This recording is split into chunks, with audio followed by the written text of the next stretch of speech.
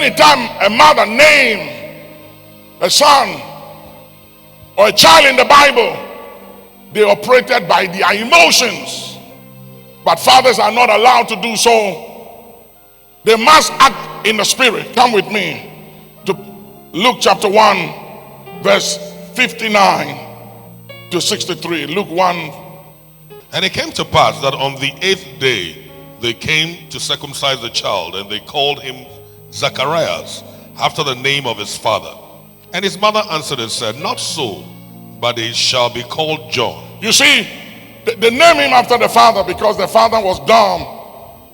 Sometimes what God does to us when he's taking us through the process before the blessing, because I've watched in the church people who get blessed without going through the process, the blessing always become a curse on them. I've watched it in this church. I've seen men, I've seen women over and over again who got blessed without going through the process. They end up becoming a problem. The blessing entraps them. The blessing becomes a curse. When people are promoted or they are lifted or exalted without going through the process, the blessing, the promotion becomes a snare and a curse. And when God saw that Zacharias doubted the prophetic word concerning the pregnancy of his wife, God said, I will shut your mouth. You will be dumb until the miracle comes to pass. Because if I don't shut your mouth, you will curse your blessing and your miracle with your mouth. Sometimes when you don't understand the process and you don't know what God is doing, shut your mouth. Hold your peace. Don't try to give any explanation. Don't try to make sense out of what you can't make sense of. Because when it comes to faith and belief, it doesn't make sense. When it comes to faith, belief, and trust, those things don't make sense. I've been preaching for 40 years and there are things I still don't understand. And that's why I preached a message years ago entitled, I understand that I don't understand what I think I understand.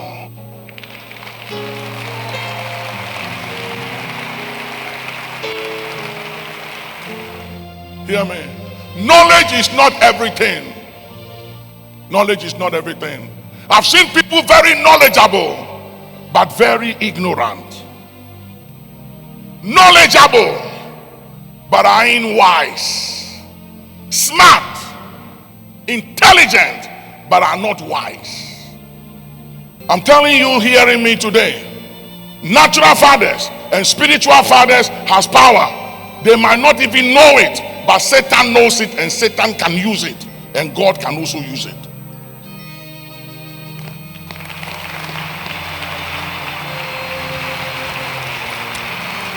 And they said unto her, there is none of thy kindred that is called by this name. And they made signs to his father how he would have him called. And he asked for a writing table and wrote, saying, his name is John.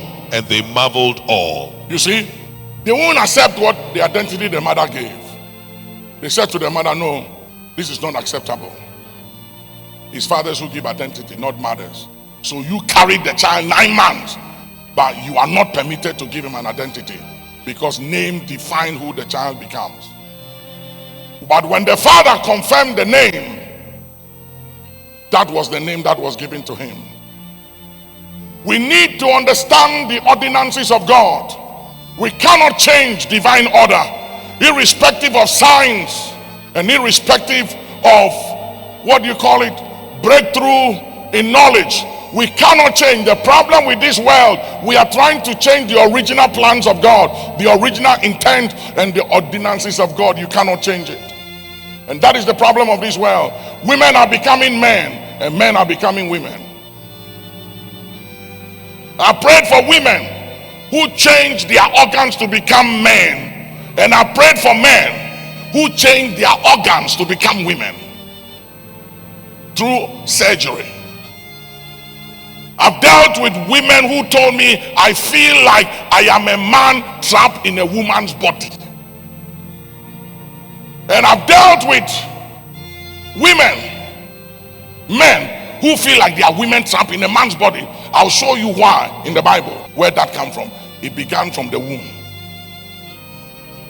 It goes into the subconsciousness. It's the desire of the mother that is programmed and registered in the subconsciousness. So the mother wants a boy, she ends up with a girl. But the subconsciousness tells the child, you were meant to be a boy and not a girl.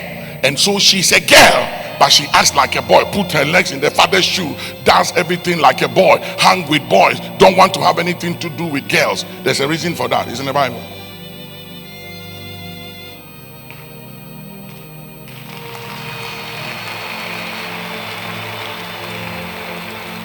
Genesis 2, 19 to 20. And out of the ground the Lord God formed every beast of the field and every fowl of the air, and brought them unto Adam to see what he would call them. And whatsoever Adam called every living creature, that was the name thereof. And Adam gave names to all cattle, and to the fowl of the air, and to every beast of the field. But for Adam there was not found an help meet for him. I want you to look at me. Please hear me carefully. Hear me carefully. It wasn't Adam and Eve. This thing about equality between men and women, who said that there's a problem of equality? There has never been any problem. There's never been a problem. A woman is a woman. A man is a man. It is what it is. That doesn't make women less important than men. And we have to be very careful that we don't suddenly come to a place where we're talking about equality. Who said they have been a problem? They've never been a problem. Women carries the seed. That's what it is. It's men that give the seed. Women can. No man can go to the labor ward to give a child, to give birth to a child. You die. You can't do it. Try it. And hear me. It is believed that women are weak. You see, it's their constitution, but they are stronger than men. You know why? It's biologically proven that women are stronger than men. Because the one that bears and has capacity to endure more pain is stronger than the one that can handle pain. And the kinds of pain women can handle, no man can attempt it. Don't even try it. Number two, it is also biologically proven that women think with two sides of their brains, and men think with one side of their brain. That's why a woman will be cooking in the kitchen, she's on the phone, she's watching television, she's handling the kids, and everything is fine. And a man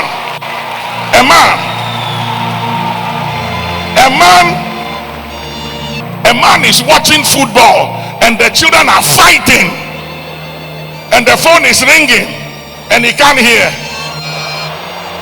because he has to concentrate on one thing at a time. The reason why it is believed that women don't lie is not because women don't lie. It's because they think with two sides of their brains, so they remember everything, and they are detail oriented, and men are general oriented. So women remember everything. Men don't remember everything. That's why they lie.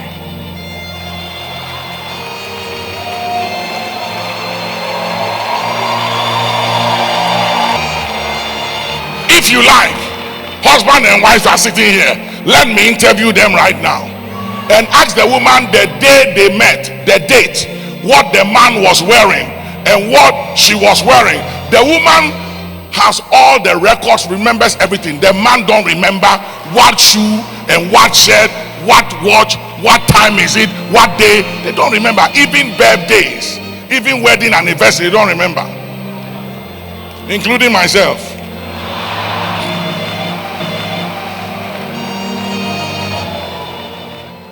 Fathers curse. They have the power to bless and to curse. And whether they are born again or not born again, it stands. And it's very dangerous. And I've seen so many fathers curse their kids. I've seen fathers curse their kids. And I've seen fathers who didn't curse their kids, but they also didn't bless them. They ignored them. Genesis 9, 25 to 27. Look at something here. And he said, cursed be Canaan. A servant of servants shall he be unto his brethren. Underline the word curse and servant of servant. Those are serious curses. First, he cursed him. Then he said, this is how the curse is defined. he will be a servant of servant. Hey, that means the poor will call him poor. And this was his son. This was his grandson. And it wasn't Canaan who uncovered his father's nakedness. It was Canaan's father who sinned. It wasn't Canaan that sinned.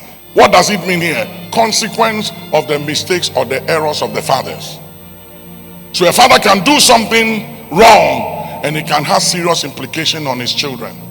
That's why parents, before you act, be very careful.